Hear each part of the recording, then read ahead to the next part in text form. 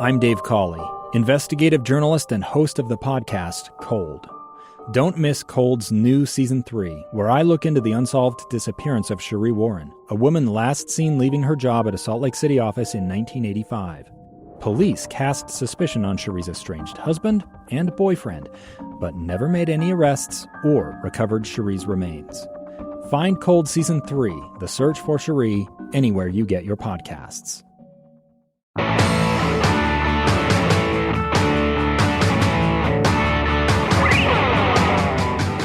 You're listening to Project Recovery. Our guest today is Ian Rader, and he's talking about his life. He grew up in Santa Barbara, very well-off, well-to-do by his own words, and he finds himself driving drugs for a gang and gets his girlfriend hooked on heroin, and he says the wheels fall off. What does that look like?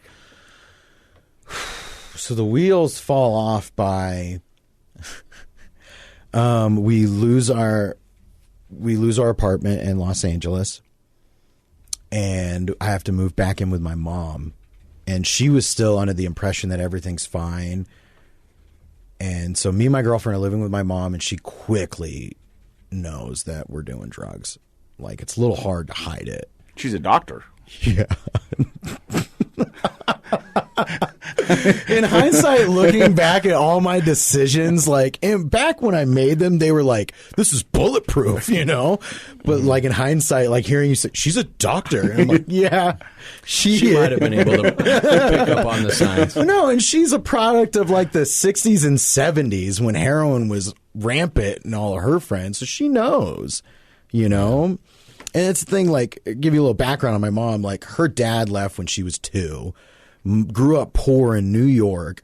She graduated high school when she was 15, 16, and hitchhiked around America, saving up money to go to med school. She's just a bad word. Bad mama. Bad mama. She's a driven lady. Living the American dream. Yeah, 70s. Self-made. And so she's smart. I was not going to pull the wool over her eyes at all. And so quickly she's just she's no nonsense. She's listen, I know what you guys are doing. You either get help or leave. And of course, I left. We left. But it sounds like she set boundaries clear from the get-go. Yeah. Oh, yeah. And this was just me trying to keep the facade. So me and the girl got in an apartment in Santa Barbara. I was still selling drugs, so I was able to scrimp and get by. And she had a job where she was working from home, so it was just computer stuff. So that was our facade, and I'm still selling dope on the side. And then things get bad. Some people go to prison, and I lose my connections. And now we're scrimping to get by. I'm late on the rent, and my world is falling apart. And one day, at this point, my family wasn't talking to me for a little bit. And all of a sudden, my dad's like, Ian, I want you to come to dinner. And I'm like, it's a free meal. Yeah. I'm like, it's a free meal, but it's a little weird that it's out of nowhere. He's like, can you come to dinner? Why weren't they talking to you, though? Was it just because of the drugs in Mom's house? Or it was the boundaries, I think, of call us when you want help. But other than that, because all I would do is cry and ask for money. Oh, okay. You know? Did you ever steal from your parents or anything like that? Yeah. You know, that'll usually. Sorry, Mom and Dad. I already told them about all this and stuff like that. But yeah, you know. Okay. So your dad asks you to dinner. So I get to dinner and I'm walking to dinner because my car was the training blew out and stuff like that. This is everything that can go wrong is going wrong in my life, right? I'm walking to dinner, and as I'm walking to dinner, I'm pleading to God, God, I just want to go to treatment. I just want to go to rehab. If you could just give me this chance to go to rehab, I will do anything. And I get to my dad's house, and it's an intervention, and my mom's there, my dad's there, and they're like, we've secured a place for you in rehab, and we're paying for everything. Do you accept this help? What do you think I said? Well, I'd like to think you said yes. I would like to think I said yes, but I said, I don't have a problem and you guys are crazy and I don't need this crap in my life. The ego, the fear, like you were saying, the authority, like I knew I had a problem, but the second someone even suggested I had a problem, you were wrong. And I was going to make you feel crazy for even thinking that my life is unmanageable right now. I'm living my best life. You guys are insane. But wait a minute. You're walking to this dinner. You're making a deal with God. Yep. He fulfills his part of it. Yep. And you turn your back. Yep. That's the insanity of this thing. I knew in my core and my bones, I wanted help. But then the second someone even suggested it, pride, ego, fear, whatever it is, like, no. And I left and I went back and I told my girl at the time what happened. She's like, how could your parents do that? How could they think that you have a problem? The wheels fell off a little bit harder. And then eventually I did go to rehab my first time, like on my 23rd birthday. I think you're jumping the gun a little bit because at one point you told me you were homeless in L.A. This is coming up. Okay. Here we go. So I circle back to Los Angeles a lot in this story. So I go to rehab in Orange County, right? And I go to detox and all that stuff. And this whole time, like, me and my girl we're like sneaking phone calls to each other. I love you, baby. We're going to get married. We just got to get right and get clean. And we'll put this all behind us, right? What got you to go into rehab, though? Did you feel like it was forced upon you, or did you feel like you were choosing it this first rehab?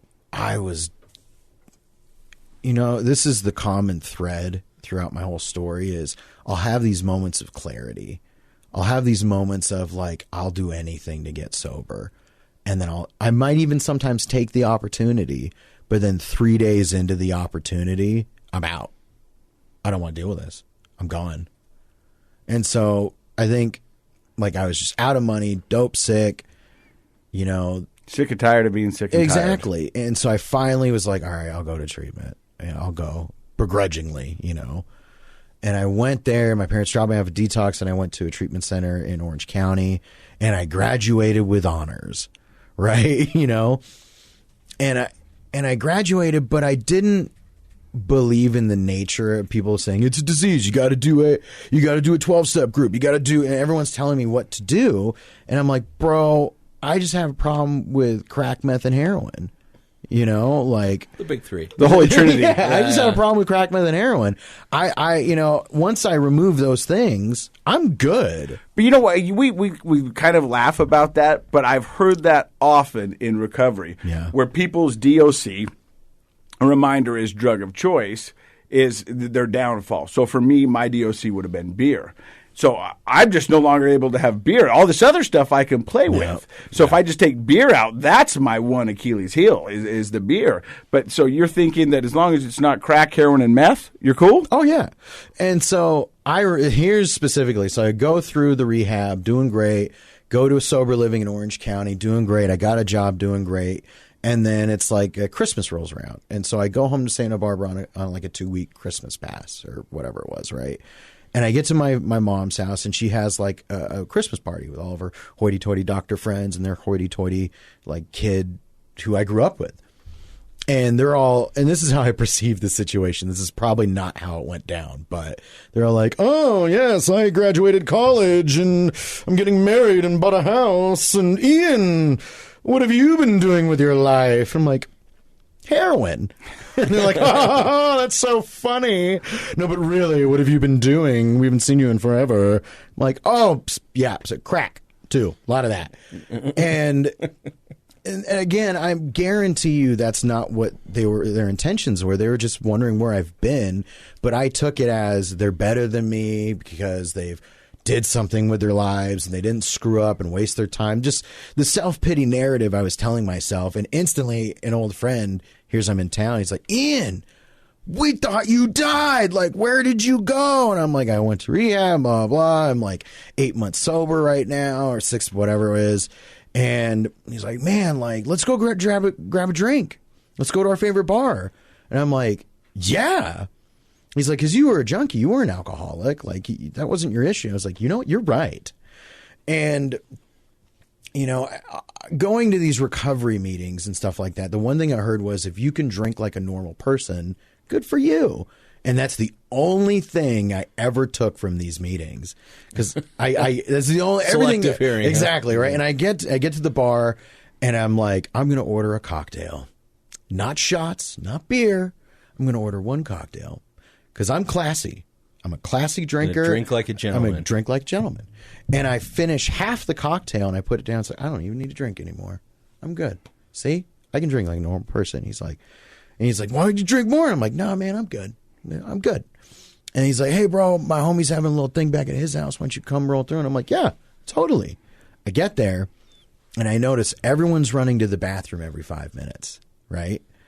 And I'm like, I have to investigate what's going on here.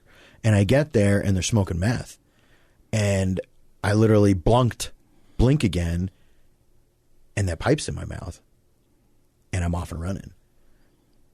And going from like feeling so awkward in my own home with these kids that I grew up with who were doing so well with their life, I felt so unsafe and unwelcomed and unwanted going from there to now. And then from there, everyone's like, oh, we're going to L.A. and we're going to hang out at my homie's house. And then I go to L.A. and spend a week and a half there. And I'm in a crack den. And I felt so comfortable and so safe and so wanted. Where is this disconnect? Like, this is my new normal now. Like, other people find normal situations like, oh, I'm comfortable. I found them so uncomfortable. And then from there, I go back to that sober living, and I pop dirty, and they're like, what's going on? And I'm like, nothing, this drug test is false, and you're not doing it right, and I didn't use drugs. And they're like, Ian, like, either be honest or we're kicking you out. I'm like, I'm leaving anyways. I can't be here where people don't think I'm being honest. They don't believe me, you know? And I'm staying with a buddy's house, and so my buddy lived in 7th in Los Angeles, like downtown LA, right? He lived right there. I would sometimes sleep on his couch. Other times I would just sleep on the street because I was just like, I don't have a car. I don't want to leave my dope man. And so I'm just sleeping like right in front of my buddy's house. How are you getting money to afford this? I would buy drugs, get a ride to go to Santa Barbara because I could get drugs super cheap where I was. And then Santa Barbara, where all the rich kids are, I could charge triple for what I was getting on the streets. So that was my hustle. I would buy like an ounce. I would save up enough, buy an ounce, and sell it. But then here's the problem. I was doing a lot. I started doing like, I don't even remember, like 5 grams a day. How much for the listeners is that money-wise? How much? Well, for me, for the average person, how much would that for the cost? average person, like in Santa Barbara, I was selling Not a wholesale. So I was like selling you. a gram for like $120 a gram, right? And I could get them for like $40. Okay. And so, but I mean, the average person would be spending $400, $500, $600 a day to keep up that sort of habit. Is insane. That's unsustainable. Extremely. Fast forward, you know, and then so this happened on and off for a while, and I would go back to treatment, cry to the parents, go back on the streets, go back to treatment, and this was my life for like 2 years. So how many treatment centers in all? Like 6? I think 5 or 6, something like that. And that's not including sober livings or detoxes. I remember went to a detox and I left detox, they dropped me off at a sober living, and I watched one episode of Game of Thrones. And after that episode, I'm like, all right, I'm out. What about Game of Thrones made you want to leave? I know nothing about it. I sat down. No one was at the house because like the middle of the day I got dropped off, and they're like, oh, they got HBO. I watched an episode, and I'm like, I'm bored now. Gotcha. And I called my boy up. He picked me up. 3 weeks later, I'm back at that same detox. And they're like, what is wrong with you? And I'm like, I don't know, man, but I'm really hungry right now. Like, can you get something to eat? You know, man, please. Like, I would go to rehab and detox to fatten up for my next run. And then I did all this. And then, so I did this. And then I get an email that my estranged girlfriend died of a drug overdose. And my thing is I was in treatment and I was sneaking drugs into this treatment center, and I'm like selling drugs to all the people in this treatment center. And then we come home from an outside meeting one day, and all my stuff is on the sidewalk, and they're like, Ian, we searched your room.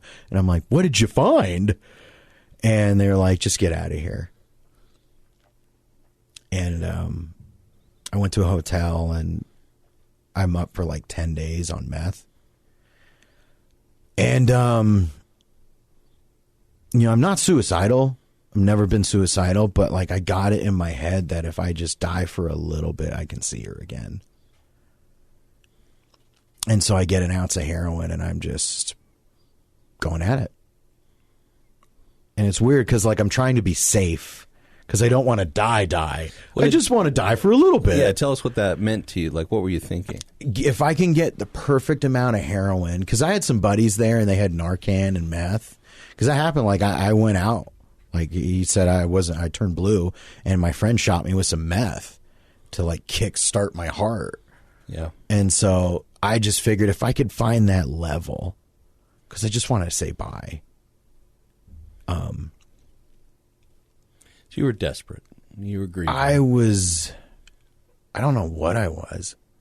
Like I literally don't. I was just in that point of I don't know how to live, and I don't know how to die, and I don't want to die, but I don't know how to live.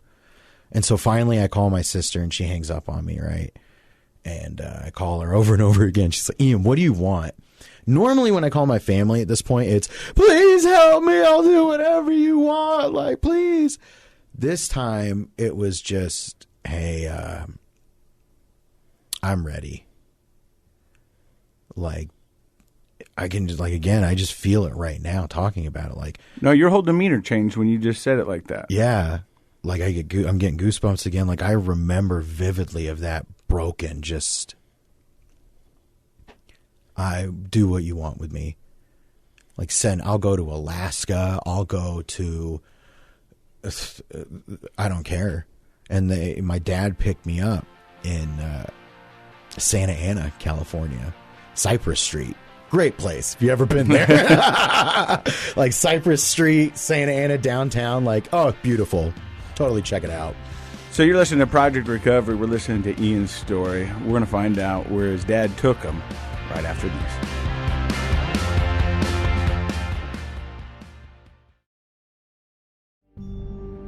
A gun in the face. Then all of a sudden they all kind of lined up. They pointed their guns at me. And this is the point where I thought, I'm going to die today. Started 2 years of horror for an American in Venezuela. They said, you need to give us your phone and get ready because you're coming with us. I'm Becky Bruce, and I spent a year researching and piecing together Josh and Tammy Holt's story about their ordeal in a notorious prison. That's when everything started to turn bad. We had another pound on the door. Boom, boom, boom. And there was the police once again.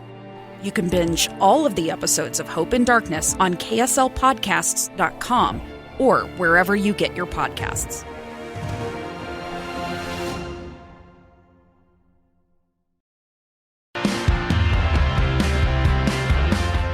So your dad picks you up. Where does he take you? He takes me home, and I detox on his floor cold turkey off meth, crack, and heroin.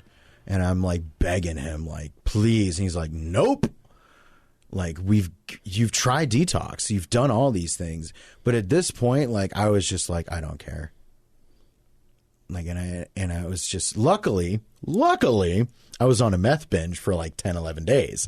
So I slept for a good 3 days, you know? So it actually, in a weird way, helped. Because normally going through heroin withdrawals, you don't sleep, your body hurts. But I was just up for like 10, 11 days. So I slept through the first like 2-3 days of it. And then I was just, it's so dumb. So I detoxed for 7 days, drugs, everything, took everything from me. And on day 8, I'm high again at my dad's house. And that's how I knew, like, this thing is bigger than me. That's where I got that thing of, like, I have no control over this. It's taken like, and I'm looking at myself and I'm 25 years old now. And I'm like, where have I been? Where have I been for forever? And so my last shot of heroin was at the LAX bathroom, flying to Utah. My parents were like, we're sending you to Utah to go to treatment. I'm like, where's Utah? Like, can you show me on a map? I don't know. And I get there and I'm in treatment, and, you know, August 28th, 2015 is the day I woke up sober. And I'm so grateful for, it was Willow Tree Recovery in Pleasant Grove. And I'm so grateful not only for the staff, but the people there at the time in treatment were as serious about getting sober as I was. Because I've been that dude in treatment where it's like, I don't want to be here. I'm selling dope to all the kids in treatment. And that's detrimental. Oh, yeah. It really is. Like, to have that. Because when I was in treatment and I wasn't serious, all it took was one person to say is, I don't want to be here. And I'd be like, you know what? You're right. And I'd leave. But this time, like, I was so serious, but I was still so insane. Like, I remember me and, you know, they were taking us to these 12-step groups, and I bought in. I was like, I don't care. I'm going to do whatever someone tells me to do at this point. I just don't care. I was just so broken and malleable that anything you could have told me stuck, you know? And we'd be reading their literature, and I remember people would sneak into my room in treatment to have to read recovery literature. And like the night people who were supposed to be watching us would break into the room like, what are you guys doing in here? And we'd be all like, we're reading recovery literature. Would you like to join us? And they're like, just keep it down. And we're like, okay. You know, like, we're quintessential good boys now, right? And I remember doing all this. I'm sober for like a month in treatment. And we're having our big book study. Me and my roommate were having a literature study. And one of my roommates comes in and he starts crying. And we're like, what's going on, man? He's like, I went on a pass and I brought drugs in with us. Instantly, that recovery mindset was gone. And me and my other roommate have a mental conversation. The conversation is, you get the tinfoil, I'll grab the lighter. And so he runs to the kitchen to grab this tinfoil, and I look at my friend who bought the drugs in, and I go, don't worry, man. Give me the drugs, and I'll throw them away for you. And I had no intention of throwing them away because I'm still so sick. Yeah. Luckily, my other roommate, it was like one of those rooms where there was a bathroom connecting another room. My other roommate, who, so grateful for him that he was in a strong enough place, he comes in and he's like, what are you guys doing? And I got the drugs in my hand and I'm like, nothing. He's like, give me that. And he grabs it and throws it away. He flushes it. But it was moments like that again that just compounded in my brain that I am sick. I am so sick. Going, you know, from where I was to having like a month of recovery or whatever to instantly I'm ready and willing to use again. And then so at that moment is when I really threw myself into the recovery world, where I was like, I never want this thing to touch me ever again. And that's what I did. And so what are you doing now with it? So now I'm still part of the anonymous groups. I started a clothing company, actually, No One Down, where 20% of everything we sell, we donate to help get people into treatment. I'm an interventionist today, an accredited interventionist. I own my own intervention company, Sobriety Wellness Services. And I love that part because the person suffering from an addiction, and I'll just speak for me, all my family wanted to do was love me, and I punished them for it. You know, they gave me all the opportunities, wanted to send me to treatment, and it didn't work until I was ready. I'm here, of course, to help this person suffering from addiction, but I mainly love it to help the family. There's been, like, I just got off a phone yesterday with a woman where I said, you know, it's okay for you to, like, take a bath and, like, relax. It's okay for you to realize that your loved one's not your responsibility. Because this woman was literally, like, pulling her hair out over her child, who was 20, 9 or whatever. He wasn't his child. He was a grown man. But this mom is killing herself, racking her brain, trying to figure out what to do. And I just told her, like, it's okay for you to, like, take care of yourself. Well, it's actually necessary. Yeah. But when you're, and I don't know, I'm not a parent, but like talking to my family today, by the way, me and my mom and my dad have a beautiful relationship today. You know, my dad comes out here every winter, goes skiing. I go to California and visit my mom and stuff. And like we talk, I call my mom religiously every Sunday because I robbed a son from her. I stole my mom's ability to be a mom for years. So because of that, like I'm almost 30 and I let my mom be a mom. Are you eating? This isn't how she talks, but in my head, this is how she talks. Are you eating right? How's your cholesterol? Is your blood pressure okay? And I just, yeah, mom, doing fine. And I let her be a mom because I robbed her of that ability for so long. And that's why I love dealing with the families and letting them know it's okay to realize that, to set boundaries, because if their kid's anything like I was, I made my family feel horrible for not giving me money, for holding boundaries, for doing the things necessary to keep their mental health and well-being okay. I made them feel awful for it. And so that's why I love being an interventionist today. Giving the families support that your parents didn't have. Like most parents and families who have a loved one going through this, they have no idea how to handle it, what's normal, what's abnormal, what should they do, where should they set their boundaries, and that's what you do with those families. Yeah, because that's the thing. Like if the person's ready, an intervention goes super smooth. You know, all right, hey, so your family has asked me to talk to you, and I've secured a location for you to go to treatment. Will you accept this help? And if they're ready, let's go. I'm like, okay. I booked a flight. We're ready. But how many percent? What's the percentage on that they're ready? 10% maybe? 30? Honestly, so far it's been like 50-50. Because like a majority of the time they know I'm coming and I'm just here to pick them up and escort them to treatment. And then while they're packing their stuff, like I'll help the family set boundaries and do all this stuff. And I mainly just go for the family. But every once in a while, like every once in a while there's a family who they don't know even how to approach their loved one. And so I'll come a day in advance and I'll sit down with everyone involved and we'll go over protocol and stuff. And I prepare them for worst case scenario, because this was the hardest for my family to do, was if they tell me to take a hike and they don't want to come with me to treatment, what is your boundary? And they'll be like, we don't know. I'm like, are you prepared to kick them out of the home and cut them off from communication and financial help? And are you prepared to do this? So majority of the time, I'm preparing them to be prepared to do this, to have enough, I don't even know what you would call it, but just to have enough security to say, you need to leave then. You can't live here. I'm not going to watch you kill yourself. Because for me anyways, only when my back was up against a wall and I had nothing left was finally when I had a moment of clarity to be like, do whatever you want to do with me. I'm willing. You could send me to Alaska right now. I don't care. You know? And even then it was a rocky road at the beginning. So, because I've been places where we do an intervention and the parents are like, we can't say that. We can't tell them to leave. We can't cut them off financially. They'll die. And I'm like, well, what would you rather have? Would you rather have them die on the street because you told them to leave, or would you rather have them die in your home because you couldn't hold a boundary?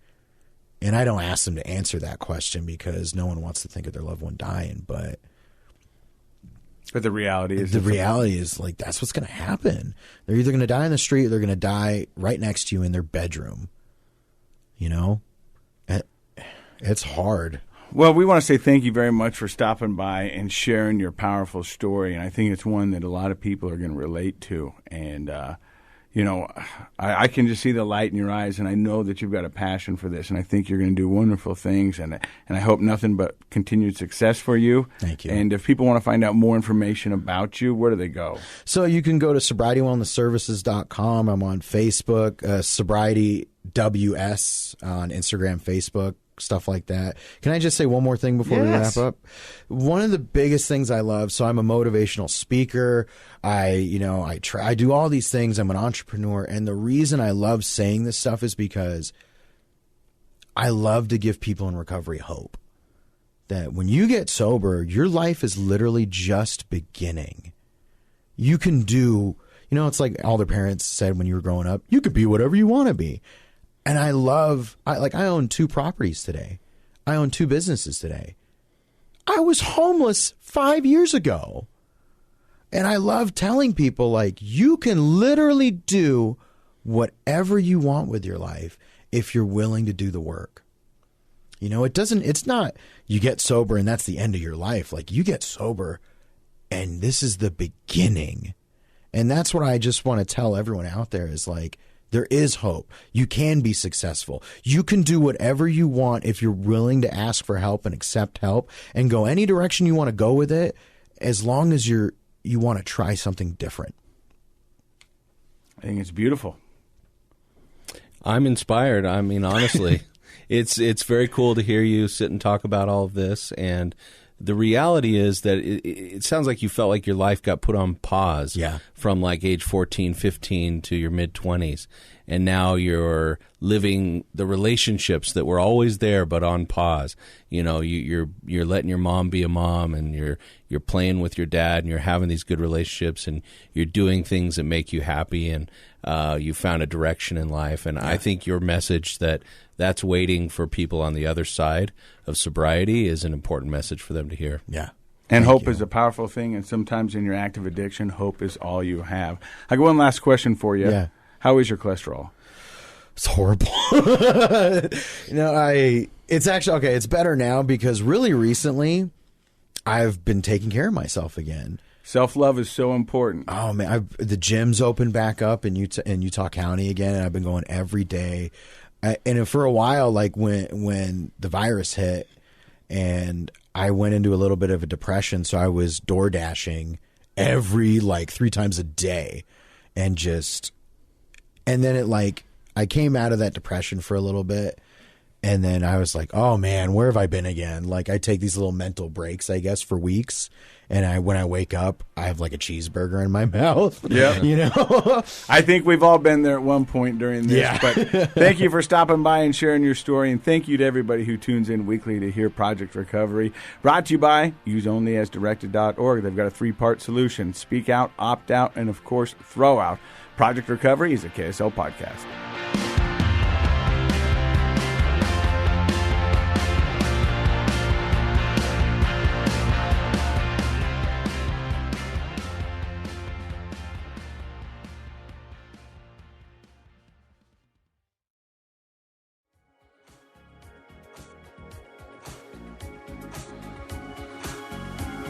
The contents of this program are for informational purposes only. The program is not intended to be a substitute for professional medical advice, diagnosis, or treatment. Always seek the advice of your physician, licensed therapist, or other qualified health provider with any questions you may have regarding a medical condition. Never disregard professional medical advice or delay in seeking it because of something you've heard on this program. KSL does not recommend or endorse any specific tests, physicians, products, procedures, opinions, or other information that may be mentioned on the program. Reliance on any information provided on the program is solely at your own risk.